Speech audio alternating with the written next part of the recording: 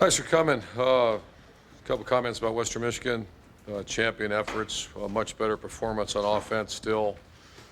We had about 5, I want to say at least 6 underthrown deep balls, which is very uncharacteristic of our quarterbacks, and that's something that we're going to work extremely hard on. The good thing is that we stretched the field. I mean, we're behind them. Every one of those times we're behind them, we're underthrown. But the offensive line played much better. Perimeter blocking was much better. Wide receivers who graded a champion were Michael Thomas and Corey Smith. Corey Smith played really hard on special teams as well. Running backs, consistently, Zeke is as good as there is. Also had a hit city as far as a great effort blocking downfield. But he graded out 90%, playing at a very high level. Offensive line, we had 3 champions: Jacoby Boren, Billy Price, and Taylor Decker. And the first-time champion is Marcus Ball, and he's starting to get some more playing time.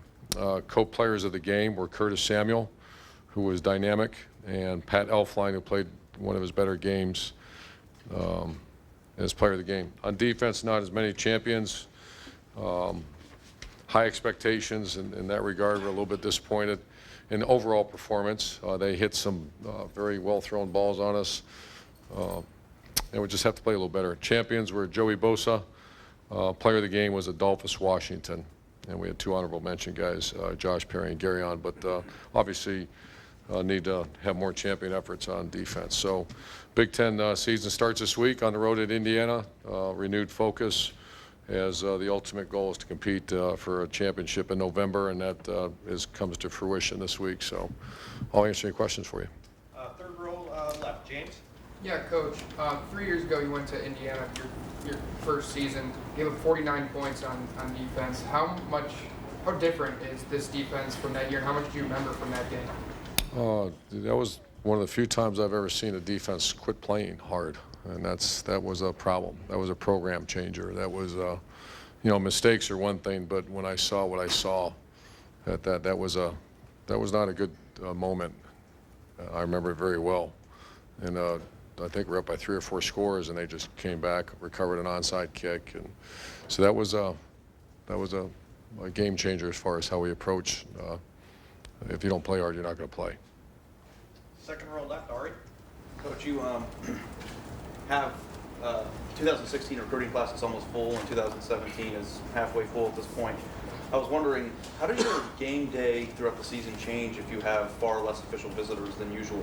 Like if you have a game that you don't have a ton of visitors at. I mean, well, Saturday's tough. Sunday's the hard day.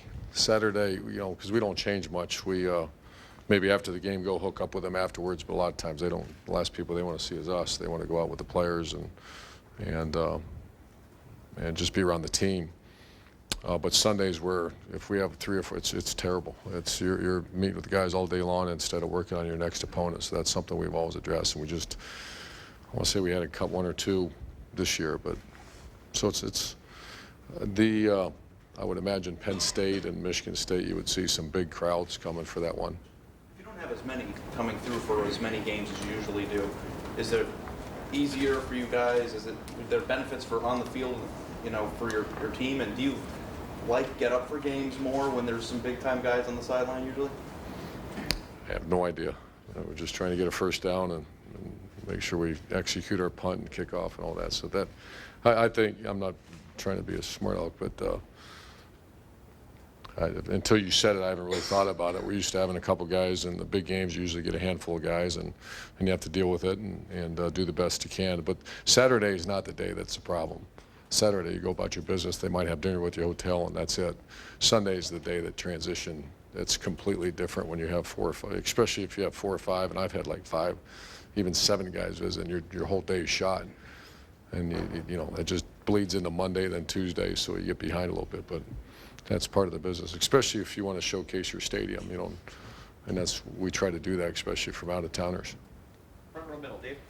Coach, Cardale looked locked in on a lot of the intermediate routes. He was really throwing some darts out there, but he underthrew a lot of deep balls, obviously, as you broke down the film, as you have conversed with him? Like, what are you telling him? You telling him to kind of just cut it loose, or what are you telling Cardale? Well, he didn't. Fundamentally, he wasn't sound. Fundamentally, he wasn't transition. The weight transfer to back to front, dragging his back leg, and that's Tim Beck, and they'll work at it. And great. And then JT under threw one too. And JT, if you remember, early last year had struggled with that, and then he started throwing beautiful deep balls. So it's just something got to work on. And but you could see certainly not arm strength.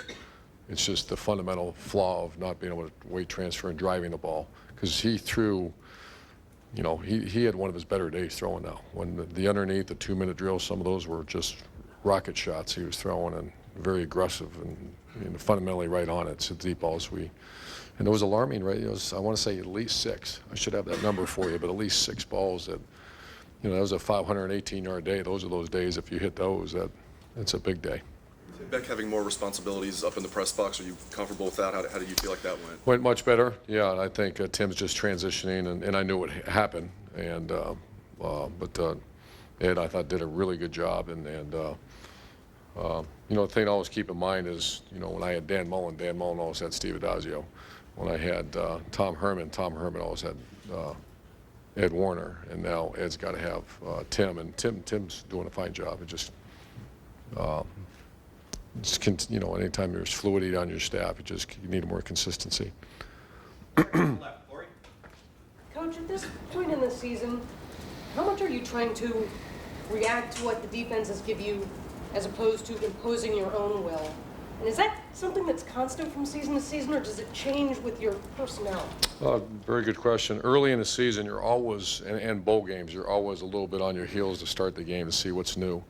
This time of year, you start to transition because teams are going to play. You can't really change your defense. Sometimes if there's a bye week that, you have to be on guard.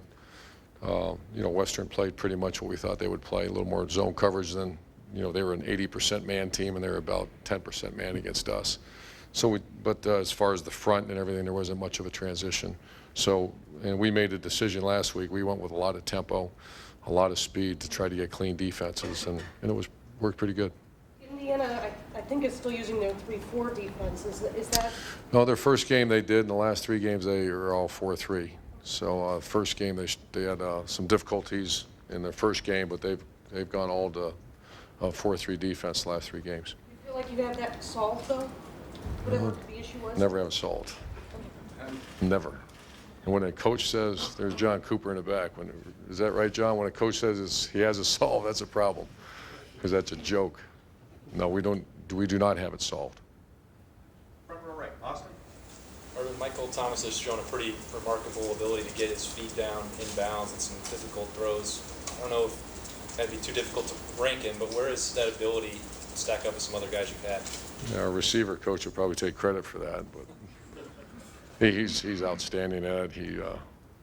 He does a good job. He does it in practice. He has a very good awareness of where the field is, where he's at, and he's playing at a very high level. You were a receivers coach. Maybe you want to take credit for it, but are there drills that you can do, or is that just something that he has to come by naturally? Yeah, there's drills, but it's more we move around the field quite often. We spend a lot of time in the red zone. And so, he knows that position of the field very well. And if you notice, he's usually our boundary receiver, so he's very accustomed to that position. But there's also a lot of it's on him, because I have other guys that just happen to be out of bounds a lot. He's very aware where the end line is. Far left, Matt. I want to ask you about Zeke. He's had 3 hurdles over guys in 2 weeks. How do you react when you see him do that? Do you ever worry, God, you're going to hurt yourself? Well, one would have been a legit Sports Center play if we would have finished the block by the wideout. It was out. I mean, that was a great job by Zeke. Zeke is playing, it's disappointing we don't have enough hits for him yet, because he's playing at a very high level. He's tough. He's playing hard without the ball. And, the expectation, I guess, after last year, what's wrong, why aren't they using Zeke? I get that question once in a while. What's wrong with Zeke? I think, what's wrong with Zeke? Zeke's playing fantastic. But a lot of his big hits last year were the perimeter blocking. It was a little bit better. This week was one of our better ones. It's still not to the degree it was last year. I want to ask you quick, the end of half sequence with the runoff at the end. Is there anything from a coaching standpoint you talked to Cardale about? Oh, yeah. He had to get rid of the ball, otherwise the half's over too. But What did you see? No, in those situations, and we actually covered in meeting time yesterday, we had 2 plays, and we were being a little aggressive at the end there to take one more shot, and if it's not there, throw it away immediately. And he hung on it too long. It wasn't there, throw it away. And it was a correct call. He was in the pocket. And so that was just a situation. I'm glad it came up. It's something we covered before on the practice field. And to answer your question, the coaching is we're going to take a shot. I think it was 8 seconds left. Take the shot. If it's not there, burn it, kick the field goal, and get out of there.